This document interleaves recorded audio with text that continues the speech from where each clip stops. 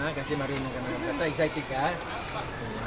Excited ka naman. So may orientation tayo sa Monday.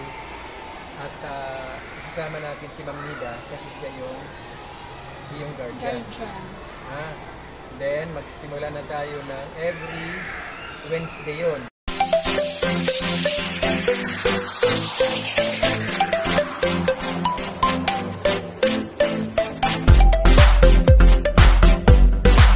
Kaya mo, di ka naman nakikita eh.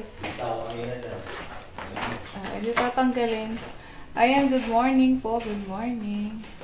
At kami po ay papasok na. Ayan po si Sinea. Nagsasapatosan. Si Ninita. Kumain ka na ba, Net? Ikaw, Maylin? Hindi ka pa nakain? Oh, saan ka kakain? May baon si Maylin. May baon po siyang kanin.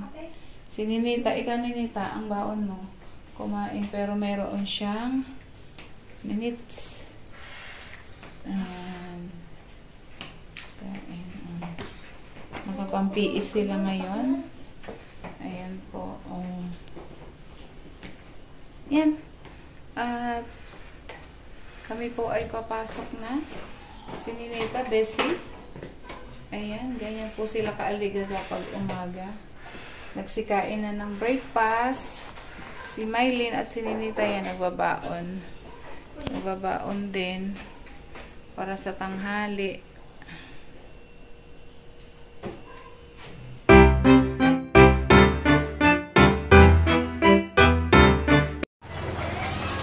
Ayan, nandito na po kami sa school at si Ninita ay wala pang klase, mamaya pang hapon. Ayan, nagtatahi siya ng project na. Hi Ninita, anong tinatahi mo? Para saan yung ginagawa mong project? TLE. Yan. Nagawa sila ng project sa TLE. At ano yan? Itaas mo. Ano yan ginagawa mo? Taas mo daw, be. Taas. Ayan. Nagawa siya ng apron. Ayan po si Ninita. Nagtatahi ng kanyang apron. Tingin nga Ninita. Oh. Tinuruan sila ni teacher ng running stitch. Tingin nga ng running stitch mo. Ay. Tinuruan sila na mag-running stitch. Tingin daw. O yan, marunong na si Ninitang mag-running stitch. Yan. O ano? Okay na? O, maliit lang ang ano. Naputol daw yung karayom niyang maliit. Ayan, may malaki naman. O, pwede na yan. Kailan ba isasubmit yan, Net? Ngayon. Naku, kailangan pala matapos mo yan. Isasubmit pala ninyo yan ngayon. O, running sticks lang yan. O, tama-tama, mamaya pa naman ang klase mo. Umaaga pa. Kasi kararating lang natin dito. So, mamaya, ipapasa daw niya yan tanghali. Di ba mayroon pa yung ano, ito? Ito yan, ayan, mayroon pa siyang pinaka-ribbon, no? Tsaka sa leeg. Pinag-aaral po sila ngayon ng tahi-tahi. Ayan. Sa kamay muna sila. Marunong na si Ninitang magtahi. Tapos ito, di ba may hilbana ka? Ayan. Tinatanggal to para malinis, di ba? Oh. Wow, galing ni Ninita. Oh. Mamaya pakita mo sa akin pagtapos na ha, Net. A few moments later. O, ayan po si Ninita. At kasama din si Maylin. Kalalabas lang ni Maylin. Hi, Ninette. At iniintay din namin si Sinea. Ano naman yan, Ninette? Saan yan gagamitin? Pinaka sa leeg. Pantayin mo ang gupit. Ha? Sa leeg. Tapos ito, saan gagamitin? Ano yan? Belt. Pinaka-belt. Pinaka-belt na?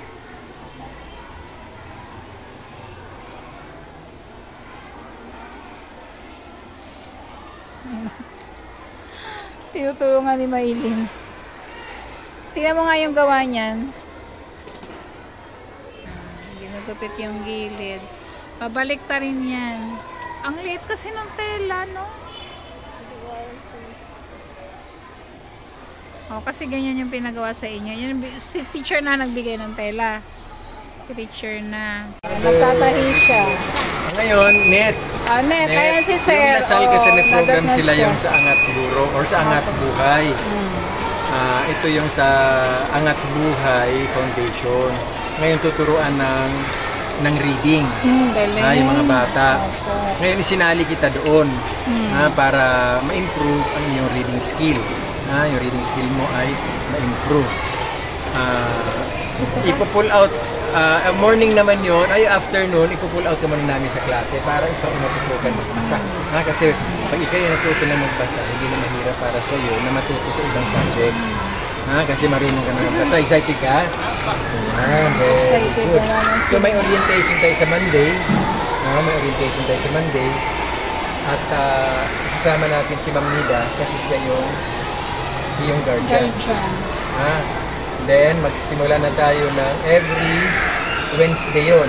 Every Wednesday. Ang teacher mo ay mga teachers from De La Salle. Wow, thank you, sir. Naku, napakaliging tulong po yung kay Apat lang kayo sa isang group. Apat na bata, isang teacher ang magtuturo. Sabako.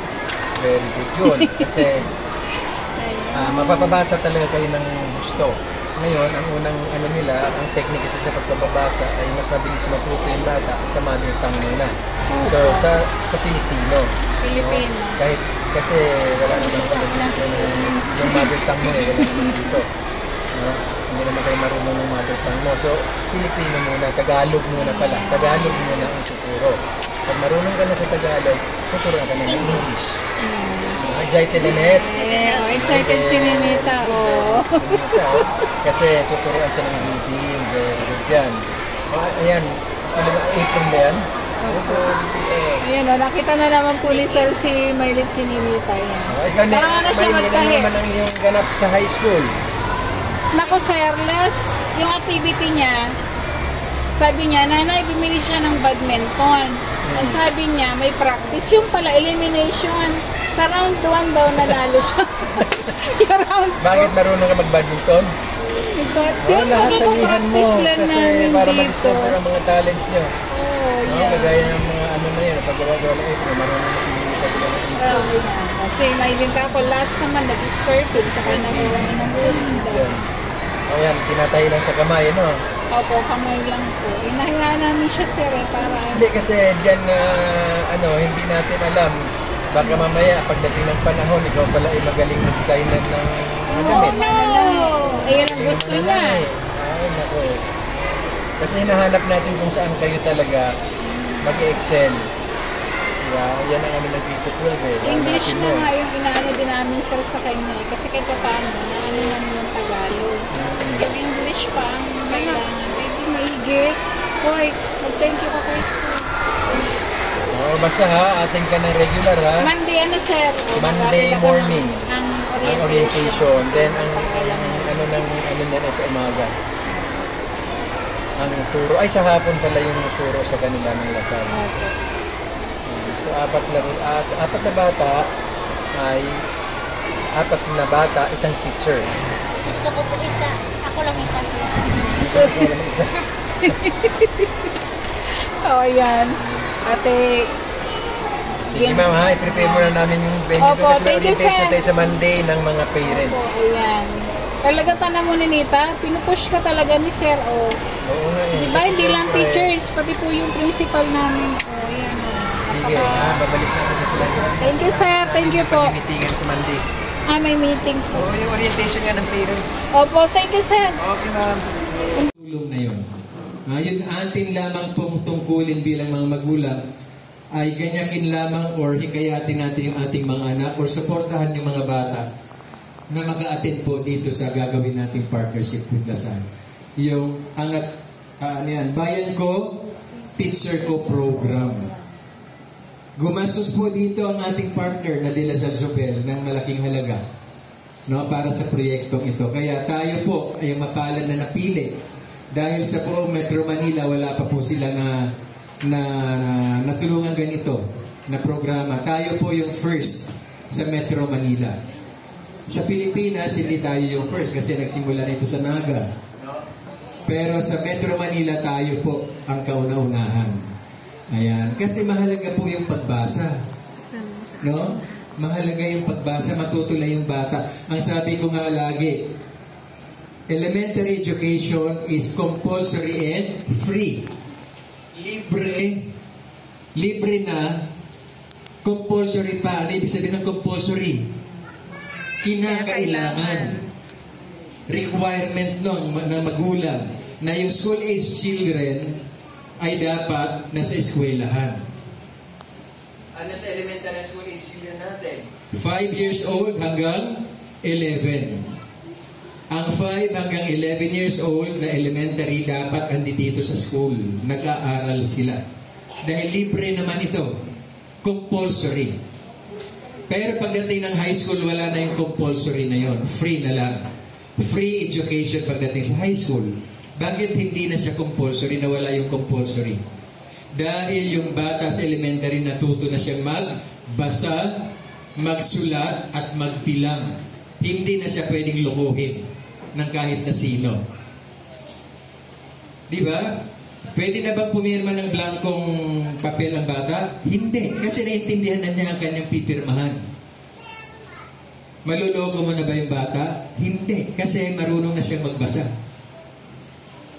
Ganon kahalaga ang pagbasa, parents. So, sana po, ang program kasi natin, every Wednesday, di ba? So, every Wednesday, mamaya po, mas ipapaliwanag ni Sir Ben, nasa ni Ma'am Cherry, kung ano ba itong programa. Basta yung hinihiling ko lang po sa inyo, suporta. Nakita na naman kami ni Sir. Nadaanan kami dito sa Kubo. Habang iniintay po namin si Sinea. Ano, Net? Saka doon sa program ng Lasal na magbe-benefit, no? Doon sa reading nila. Oh, pag-igihin mo, Net, ha? Makikinig ka sa kanila, ha? Kasi ako ay may klase din. Ayan, na-attend po ako ng orientation, sabi po ng aming principal, para po matulungan natin si Ninita ma-push sa kanyang reading. Ayan. Ayan. Thank you po, Sir Felix, no? Very supportive po talaga ng principal namin, no? Lalo sa dalawang batang to. Ayan. Thank you for watching. Ayan. Po, ito na po si Sinea. Sinea, hello. Hello, ayan, sabihin. Salamat po. Ayan, yan na po si Sinea. Inintay namin. Bye-bye!